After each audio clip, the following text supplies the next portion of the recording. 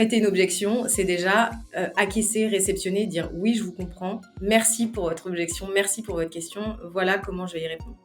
Mieux on a qualifié son prospect en amont, plus on est prêt justement à traiter les objections, puisqu'on connaît ses enjeux, on comprend ses problématiques et on sait sur quel sujet il va nous emmener à l'avance.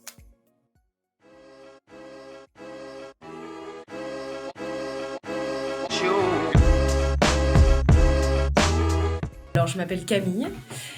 Je suis Head of Sales chez Staffme depuis 2 ans. Avant Staffme, j'ai participé à l'aventure Michel et Augustin en tant que directrice des comptes clés pendant 6 ans. Et avant encore Michel et Augustin, j'étais chez Henkel. Voilà pourquoi j'ai rejoint l'aventure Staffme, pour 3 raisons principales. La première, c'est pour le projet. C'est un super projet impact social qui fait avancer le sujet de l'employabilité des jeunes et voilà, qui a beaucoup de valeur, je trouve. La deuxième raison, c'est l'équipe qui est incroyable. Il y a chez Staffme des gens vraiment qui ont beaucoup de valeur et avec qui j'ai beaucoup de plaisir à travailler. Et la troisième raison, c'est le projet, le job, la mission. Je suis arrivée, l'équipe commerciale, c'était 4 personnes qui faisaient à peu près tout. Et l'idée, c'était d'accompagner l'entreprise dans sa phase 2 de développement, de croissance, et donc de staffer l'équipe, de la former et de lui donner tous les outils pour avancer plus vite et plus fort. C'est un contre-argument, c'est un moment où on rencontre un obstacle dans une argumentation, dans un entretien de vente, qui nous oblige à traiter de façon spécifique la vente au moment où on rencontre cette objection. L'exemple le plus classique, c'est trop cher, ou j'ai pas de besoin, ou j'ai pas le temps. En fait, pour les BizDev qui font du call pour obtenir des rendez-vous, le merci mais j'ai pas le temps, c'est l'objection la plus fréquente et une des plus dures aussi à traiter. Justement, il y a plein de types d'objections, et notamment les objections qu'on appelle fausses barbes, qui sont en réalité des objections qui en cachent d'autres. C'est pas si facile à détecter justement, mais c'est très très fréquent. Et donc, un des premiers outils, en fait celui que je conseille vraiment le plus, c'est avant toute chose de jamais répondre à chaud, et avant toute chose de creuser. C'est-à-dire d'être sûr d'avoir bien compris l'objection et tout ce qui en découle et tout ce qu'il y a derrière. Pour s'assurer que ce soit pas une fausse barbe, pour pas foncer dans un sujet et sans avoir bien compris l'ensemble de la question et donc être hors sujet, et pour être encore plus pertinent après, puisqu'en fait de questionner l'acheteur ou celui qui est en face de soi, c'est déjà construire sa réponse, se donner le temps de la construire et avoir tous les éléments nécessaires pour avoir la meilleure réponse, la plus pertinente.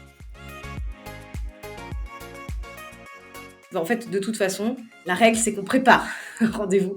Quoi qu'il arrive, on le prépare, et on prépare encore plus la partie objection, puisque c'est le moment en fait où on peut donner une nouvelle tournure à l'entretien. En fait, une objection qui est bien traitée, c'est de nouvelles opportunités, c'est créer plus de liens avec l'interlocuteur qui est en face, c'est le rassurer, c'est lui donner confiance dans la solution. Si le traitement de l'objection est mal fait, en général, c'est là que nos chemins s'écartent et qu'on perd définitivement le prospect. L'objection, c'est trop cher. La première question à y opposer, c'est trop cher par rapport à quoi ? Parce que si tu n'as déjà même pas compris son référentiel, tu peux que répondre à côté. Donc la personne qui dit c'est trop cher par rapport à votre concurrent qui fait exactement la même chose, là il va falloir rentrer dans des arguments plus pointus. Si c'est trop cher, en l'occurrence pour Staffme, par rapport à un CDI, par rapport à un CDD, c'est pas du tout le même angle d'attaque, donc il faut être sûr d'avoir bien compris la question. Ce que je disais un peu tout à l'heure, c'est hyper important dans le traitement des objections. 1, il faut creuser pour pas répondre à côté. Et 2, il faut réceptionner. En fait, on fait tous l'erreur parce qu'on a l'impression de connaître par cœur la réponse à l'objection. C'est bon, j'ai l'argumentaire, trop cher, t'inquiète, je te déroule mon truc. Et en fait, le moment où tu crées de la confiance et limite de la connivence avec la personne qui te tend cette objection, en fait, elle te tend une perche, et ben, le moment clé, c'est quand tu la réceptionnes. Et donc, au lieu de lui dire « non, t'as rien compris », et de lui sortir ton argumentaire, il faut au contraire réceptionner son objection, simplement lui dire j'ai bien compris ta problématique, elle est intéressante et je vais la traiter et voilà comment je te réponds. Et en fait c'est à ce moment-là que tu lui dis on se comprend, on parle le même langage, vous pouvez avoir confiance en moi. Voilà, donc c'est une des erreurs qu'on fait souvent, c'est ça, c'est de répondre trop vite et de dire un non, c'est pas du tout ça. un mec qui m'a vachement inspiré, étonnamment. Il s'appelle Tony Robbins. Je sais pas si tu connais. Et c'est normal, personne connaît. En fait, c'est un coach. En fait, si, il est très très connu aux États-Unis.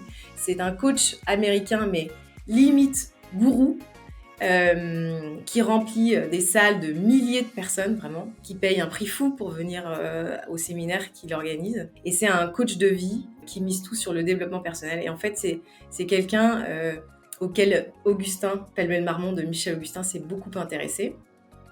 Donc ça remonte déjà à quelques années quand je travaillais beaucoup avec Augustin. Et il avait organisé justement un concours en interne. Et celui qui gagnait ce concours avait le droit au séminaire avec Tony Robbins qui s'appelait Marcher sur les braises. Le principe du concours, pour faire court, c'est qu'à la fin, tu crois tellement en toi que tu marches sur les braises sans avoir mal aux pieds. Et en fait, je regardais ça de loin et je me disais, mais je vois pas le truc, quoi. Et quand les gens sont rentrés de ce séminaire aux États-Unis, les 3-4 millions qui étaient partis, ils sont rentrés, mais métamorphosés, réellement, avec plus que des étoiles dans les yeux. Vraiment, je pense une autre façon de voir la vie et voir leur vie et leur développement.